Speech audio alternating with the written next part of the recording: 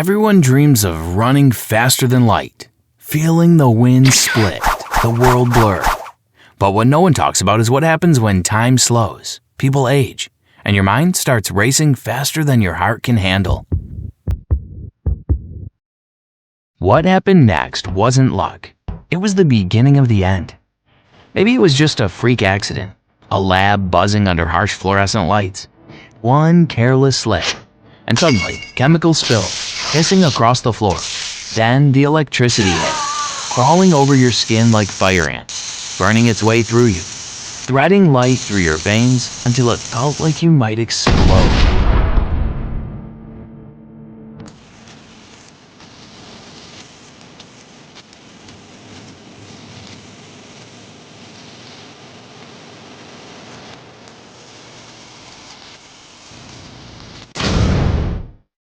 Or maybe it wasn't an accident at all.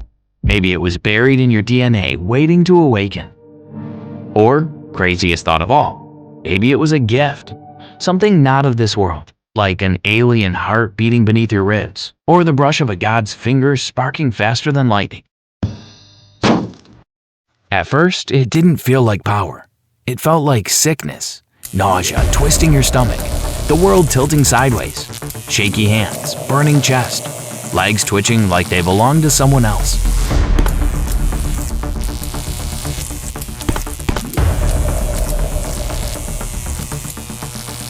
And then you ran, not because you wanted to, you had no choice. It was like a reflex, some sort of instinct. That's when you knew. You weren't normal anymore. You were fast, faster than anything alive, and nothing would ever slow down for you again.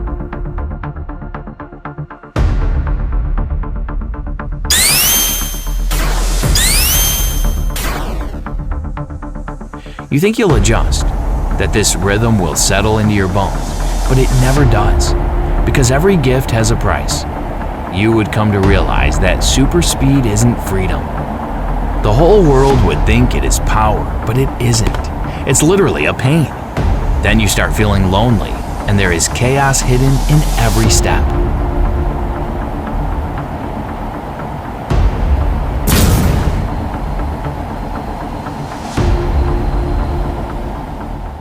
One, the physical toll on the body. You know how every movie with a speedster makes it look so effortless. That blur of lightning when the hero sprints. The smooth dash across the city. It all seems so clean on screen. But in reality, your body was never meant to move like that. It is literally a war against physics itself. There's the crazy issue of friction, or what scientists call drag. That's the force fighting your forward motion. For a top sprinter like Usain Bolt, overcoming air resistance already requires up to 5% of their total energy output. That's just running. At incredible speeds, when you're on a speedster level, that air resistance increases quadratically. It becomes intense pressure and heat. It's actually the air getting violently compressed right in front of you. This is where the problem becomes lethal. If you didn't have a suit, something totally heat resistant and friction proof, you'd literally burn alive before you ever hit top speed.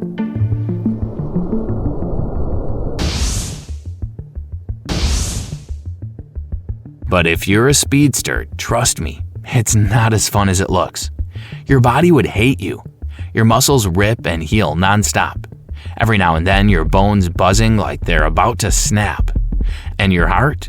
It's one of the bad beats away from exploding. Sometimes you just pity your lungs because if you sprint across the city, you're basically breathing fire. Oxygen burns through you, but somehow it's never enough. And your eyes. Your poor eyes. They'd be seeing everything in slow motion all at once.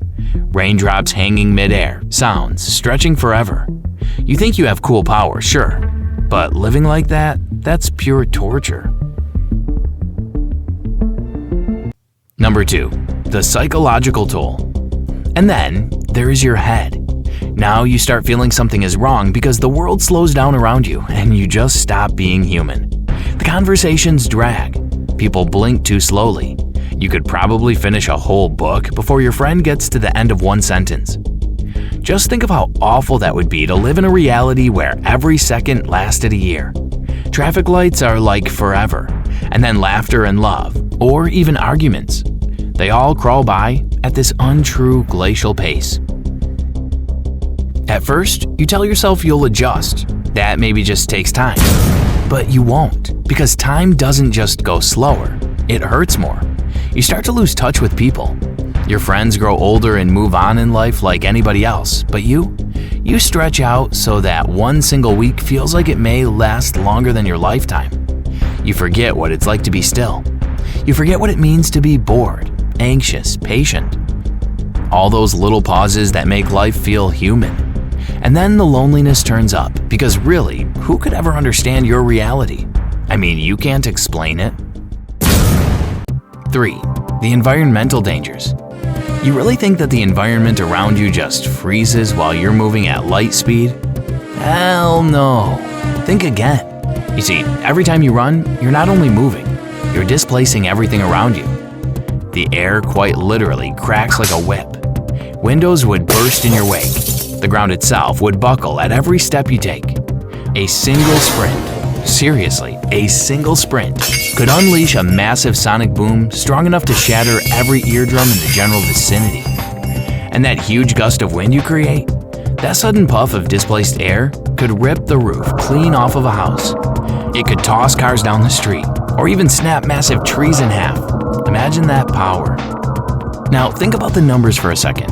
At light speed, roughly 299,792 kilometers per second, you generate so much kinetic energy that even a particle of dust in your path would hit like a high-yield bomb. A human moving at just Mach 1, that's the speed of sound, about 1,235 kilometers per hour, already produces a sonic boom that can reach 200 decibels, enough to rupture eardrums and shatter glass. At Mach 10, the shockwave could level buildings. The air friction alone would reach over 3,000 degrees Celsius, hotter than the surface of molten lava, vaporizing anything near you. And that's not all. We have to talk about friction again. But this time it's your absolute eternal enemy. The heat you'll produce will literally melt concrete. Do you see the picture? You'd be leaving scorch marks right on the street without even realizing it. But think about it. You say you're helping the community, right? Yet taxpayers would still pay for the cracks and chaos you leave behind. Still, maybe that's unfair. You're the superhero after all, and it kind of balances out. Another thing is the social consequences. You try living a normal life regardless of everything happening around you. Your friends start to notice things.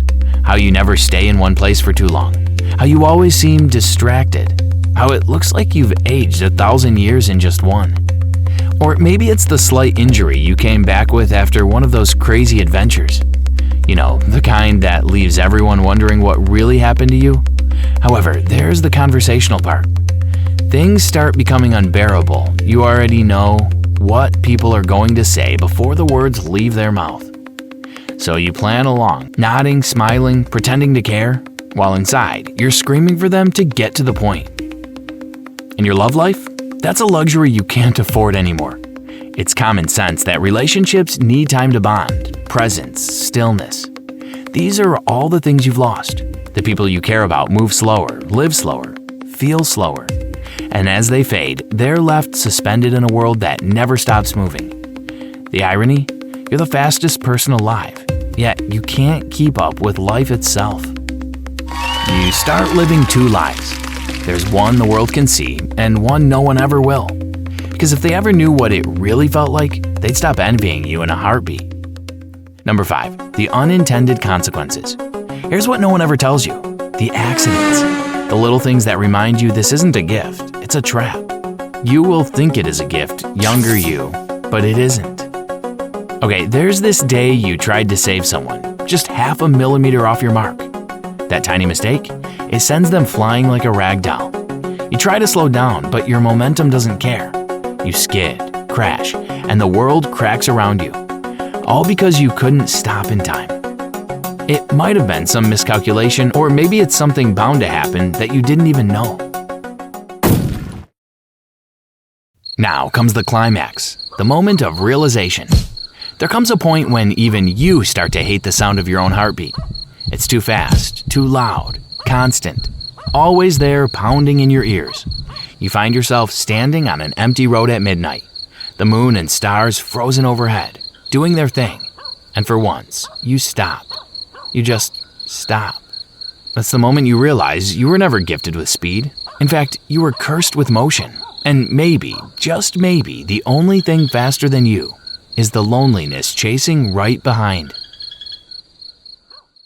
So next time you dream about running faster than sound, remember that super speed isn't freedom. It's a cage made of time itself. Very soon, you'll have that kind of loneliness you can't ever outrun. Tell me, would you really want to subscribe that fast?